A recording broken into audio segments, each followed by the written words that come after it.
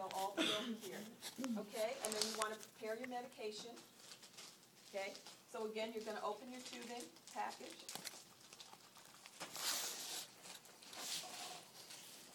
Okay, you're going to take it out. The clip is important, so don't forget it. You can either put it right here, put it, I don't like to put it in the pocket because sometimes students forget to take it out of the pocket. Leave it right on your MAR, but remember, you need the clip, so don't forget that. That's sometimes students forget their clip, okay?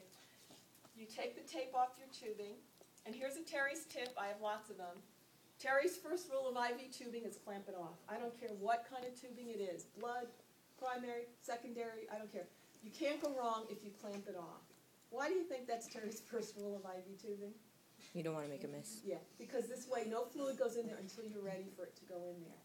And as you know, with the piggyback, you don't want any fluid going in there until you're in the room, right? And you're back flushing. So Terry's first rule, you can never go wrong, just clamp it off. Don't even think. Clamp, clamp, clamp, then think. Okay? So then you want to prepare and you need to spike. Now I notice most of my students like to spike in their hand. Are you the same? I was raised in the generation where you hang it on a pole and then you spike. How many are pole spikers? And how many are hand spikers? We never been. How many never spiked at all? Okay, so it's your choice.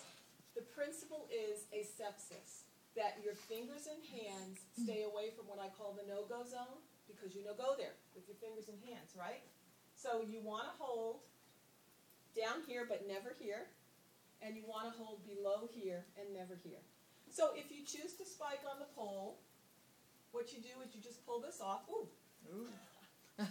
It's a reusable one? Sorry, that's new. The other one might not be new either. Let me get you one. Yeah.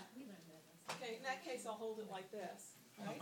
That's why we're used to that. Yeah, but these won't drip because they're brand new. Okay, you take this off. Notice where my fingers are. Now I'm left-handed, so I'm holding this in my dominant. Notice where my fingers are not. That's a contamination, and that's unsafe. Right? And what you're basically doing is push and twist, push and twist, push and twist until it's in. Right? Okay, if you choose to spike it on the pole, what you would do is hold it up, hold it like this, and push and twist, push and twist. Okay? That's all right. We got it. That was not an intentional trick. I wasn't here to trick Terry. We got it. Okay. Thank you.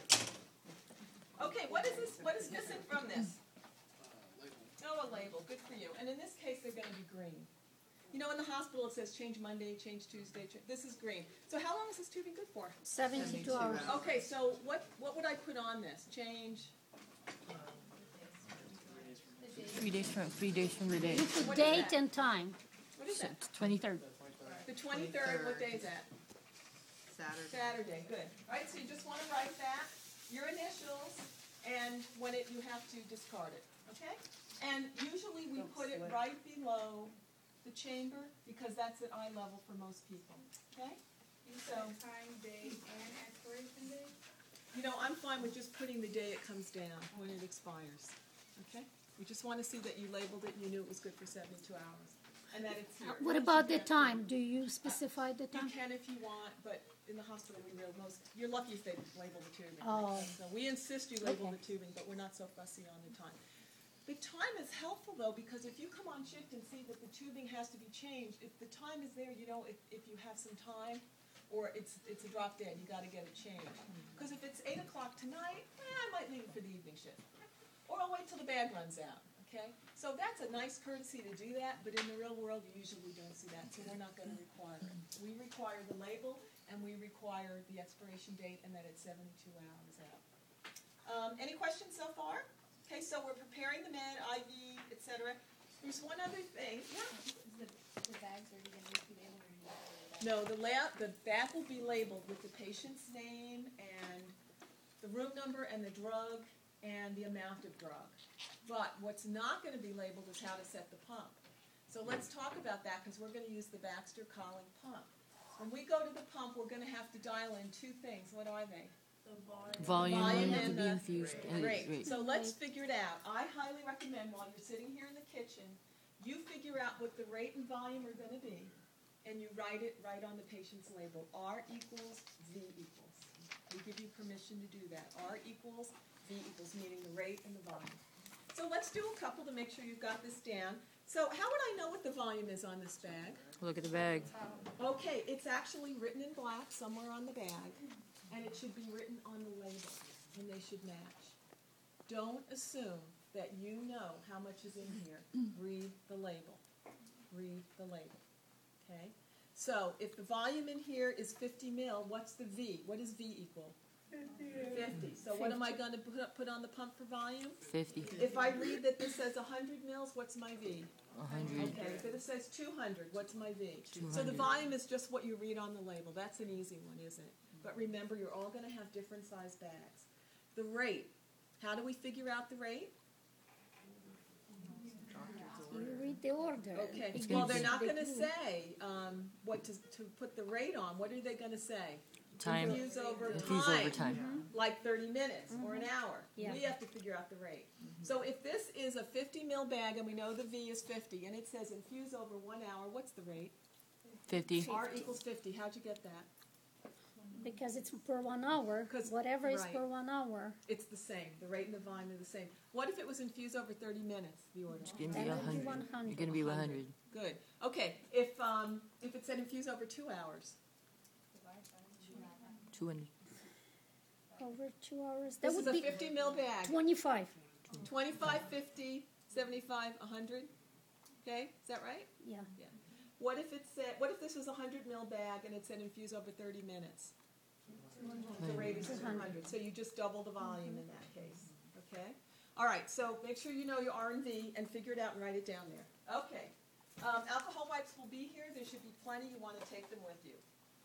Okay. So you want to gather up all your equipment. You want to check one more time before you leave and go to the bedside. Do I have the right pills? Do I have the right IV? Do I have everything? Check all your drugs and all your dosages, and make sure you have all your equipment before you go to the bed, okay? While you're doing all this, and hopefully this won't take more than 10 or 15 minutes, we're just sitting over there sort of watching you out of the corner of our eye and just, making sure that it looks like you know what you're doing and you're doing the right things, okay? Then you're going to go to the bedside. The names, the room numbers will be in big brown signs at the head of each bed. So you have to look, because part of this test is right patient. Can you find the right patient? So what you're going to do is go and you're going to look, and you're going to look for the right room number. Okay, they won't be small like that. We put them real big so you can't miss them. Okay, so let's say it's room 520. I would see the sign there, and I would go, and at the point when you go to bed, we follow you. At that point, we come with you, and we become the patient.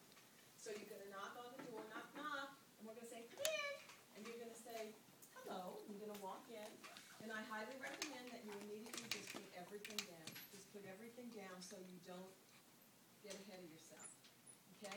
And then you're going to wash your hands with gel. We will either have, you can simulate a sink, or we will actually have the gel here. It's like gelling in, okay? So gel in while you're introducing yourself. Hi, are you Mr., what's a good name? Smith. What's that? Smith. Mr. Smith. That's not very, it's kind of boring. Hi, my name's Terry. I'm your student nurse. I'm here to give you 9 o'clock meds this morning. Okay, Terry, great. Thank you. Good. So before I give the medications, I need to check a couple of things. I need to check your armband. And let's see, he doesn't have one. Yes, he does. It's coming up. So you're going to find the armband, because remember, the first thing we do is identify your patient. Because if you have the wrong patient, there's no sense going on.